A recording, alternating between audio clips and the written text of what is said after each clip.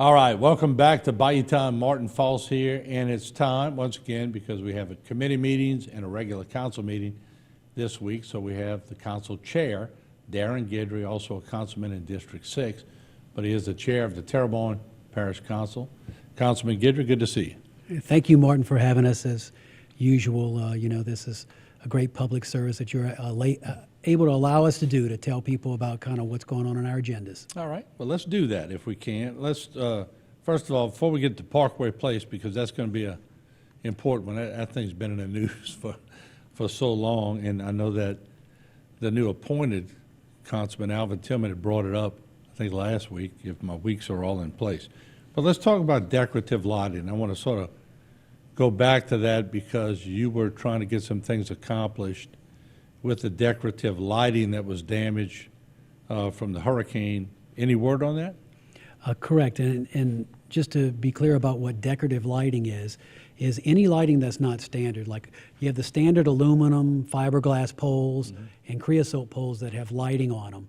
Those are our standard lights. Decorative lights are anything like what we have downtown, perhaps in Sugarwood subdivision, Southern Estates. They're more fancier lights, and almost every subdivision has a different type of light. So it became a big challenge to us when the storm damaged so many of those lights. And you then have to identify a replacement for it. You have to purchase replacements, figure out which ones need what. It becomes a much more difficult than our standard lighting that we stock. And so we went through the full FEMA process. I actually had somebody take a picture of every single decorative light from 3 different angles, and actually did a report on each light as far as what needed to be done. We finally got FEMA approval. It took almost a year to do that. And then we began the bid process. We've accepted the bids, and guess what? Tonight, Monday night, at the committee meeting, we will award that bid finally, after all this time, to begin repairing the decorative lights. So that bid is a $3.2 million bid, which is going to go to Ernest P. Bro Electrical. I think they're out of Metairie. They were the lowest responsive bidder. And so they will begin repairing, as I am told, what they can repair, and then identifying what they need to order, and then they'll order the fixtures. And then, of course, we have to wait for supply chain issues. But as soon as they come in, then they will replace the ones that can't be repaired. At least that's, I'm told, how it's going to go. So we'll at least repair what we can repair, and then replace thereafter once we get it. It sort of begs the question, and we sort of dabbled in this last week. And I'm being transparent. I've developed some subdivisions before, and as a developer, you got to decide what you want to put in there, because ultimately you want the parish to accept the subdivision for perpetual maintenance. So moving forward, and you would be a good one to ask because you've been dealing with all these lights. So subdivision A may have just standard aluminum poles, general lighting. Another subdivision may have decorative lighting. Another one may have extremely decorative lighting. Moving forward, does it make you think maybe we shouldn't venture out, or how does that change the plan moving forward? Well, I've mentioned it to a few people, and I think you may see some movement down the line to perhaps come up with some type of parish standards when it comes to lighting. I know some neighborhoods want decorative, and I think we should allow residents to be able to have decorative, but I think we could probably pick maybe one decorative standard. So have one street light and one decorative option, so that way the builder, we're choosing what the light is rather than the builder choosing whatever's cheap for that particular time frame. And I'm not saying builders do that, but it's a business. And so if somebody has a fire sale on this particular light, and they can, deck out their neighborhood and a decorative light that maybe is discontinued, right? And they get it for a good price. That's all great and dandy. But what happens when we need to order more and it's been discontinued? So, I mean, if we have some type of standard, we could actually stock replacement parts, and it wouldn't be as bad as some of the issues I've had in some of the districts. Almost like when you buy a house and they give you an allowance too. All right, yeah, you want a $50,000 kitchen? we're allowing you 20,000, so you got to pay us 30,000 more. Probably a lot of ways to skin it, but no one really has to think about these things until you have an IDA that comes through town and wipes everything out. And then councilmen and parish presidents and everybody else have to become controllers. You know, it really broadens the horizon, doesn't it? No doubt about it. When you have such damage that we have, we do not have our maintenance budget for these lights cover so many lights going out each week like they normally do.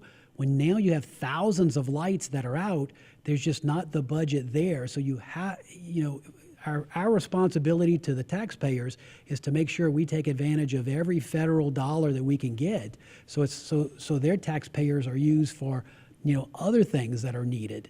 Mm-hmm. And in this case, we were able to do it to where we qualify for full, or at least the FEMA reimbursement minus our match. All right, good deal.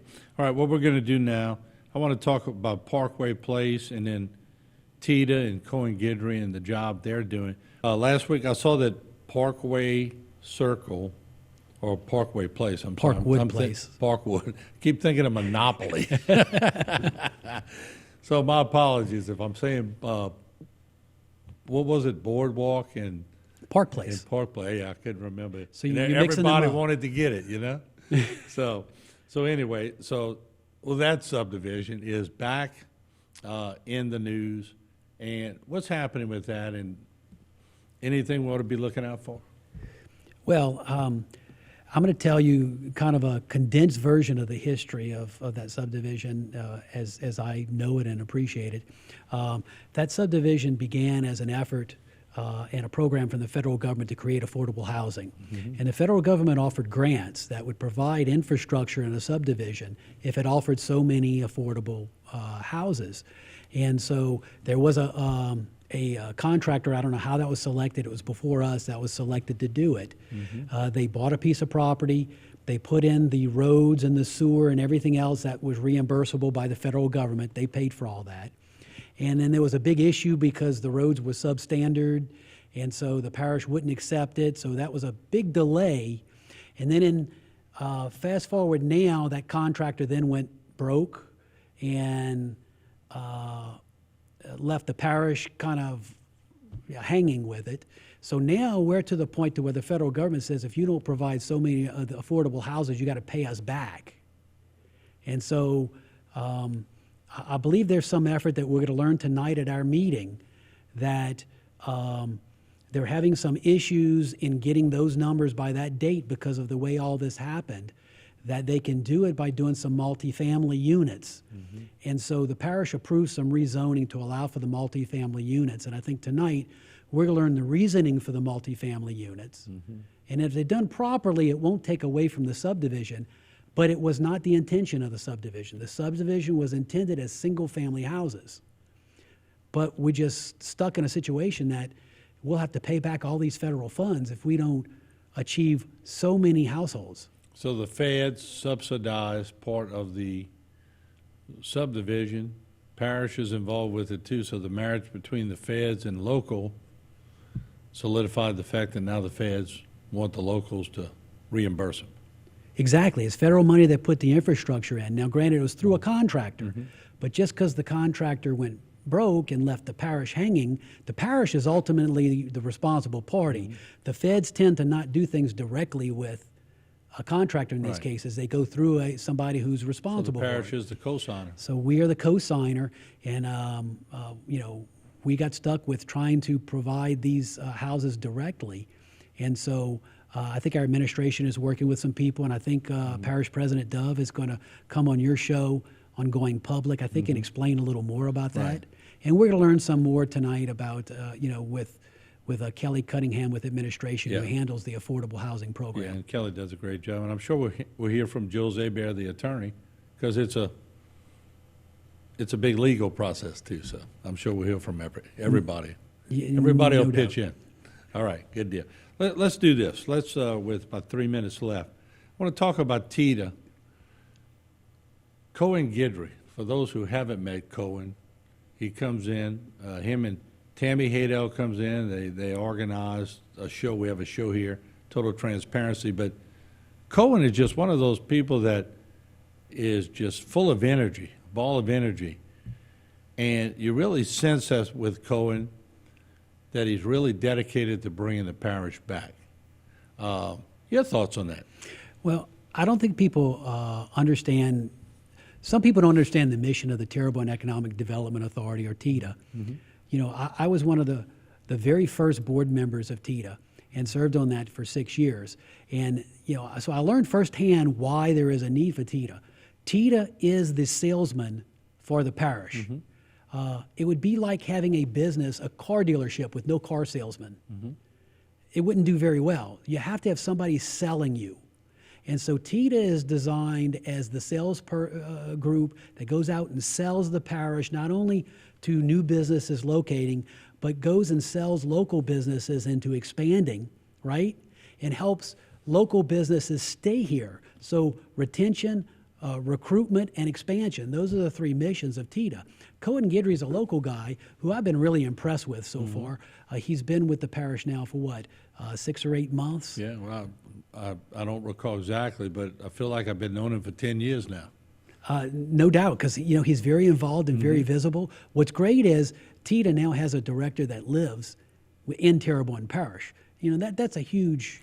And I met with Cohen probably on the low end 20 times. I've seen him all over the place, talked with him several times. That might be 10 times more than I have in the past with anybody. And not to say that in the past they did a bad job. He just seems to be getting out more. And TEDA technically is a state agency.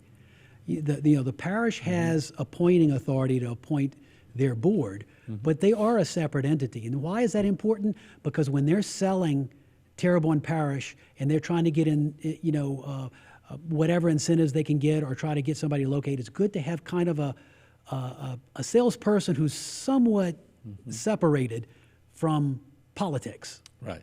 And so this group, TEDA, provides that separation. And I know he's got Tammy Hayden and Catherine Terrio, and I'm sure others. I hate to leave anybody out, but helping him make that cause here in Terrebonne. So enjoyed having you on again. Look forward to seeing what happens at the council meeting, and we'll see you again when? A couple of weeks? I think we have 3 weeks in between You're meetings. taking a little Christmas break? We're meeting early because of the holidays, so I think we have 3 weeks till our next meeting. Merry Christmas, Happy New Year. Same to you, Mark. All right, we'll be right back. Don't go away.